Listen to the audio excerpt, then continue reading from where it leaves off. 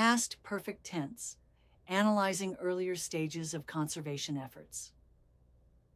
In the realm of environmental conservation, the past perfect tense is often used to describe actions that happened before a specified time in the past.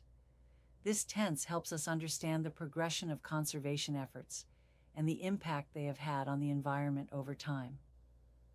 Let's explore some examples of how the past perfect tense can be used to discuss earlier stages of conservation efforts.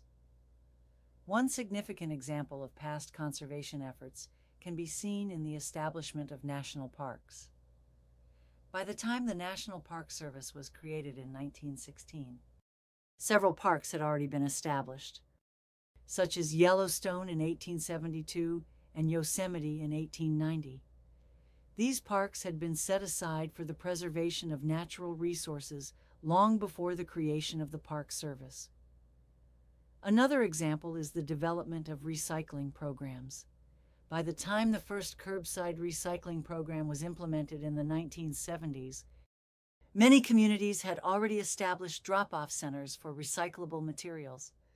These earlier initiatives laid the foundation for the widespread recycling programs we see today. Furthermore, the past perfect tense can be used to describe the success of certain conservation efforts.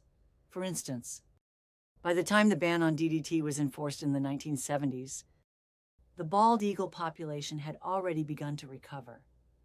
This shows how earlier conservation actions can have long-lasting positive effects on the environment. On the other hand, the past perfect tense can also be used to highlight missed opportunities for conservation. For example, by the time scientists discovered the negative impacts of deforestation in the Amazon rainforest, large areas had already been cleared. This illustrates the importance of early intervention in conservation efforts.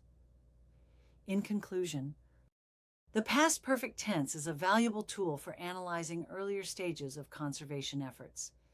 By examining actions that occurred before a specific point in the past, we can better understand the evolution of environmental conservation and learn from both successes and failures. As ESL students, practicing the use of the past perfect tense in discussing historical conservation efforts can enhance their language skills and comprehension of environmental issues.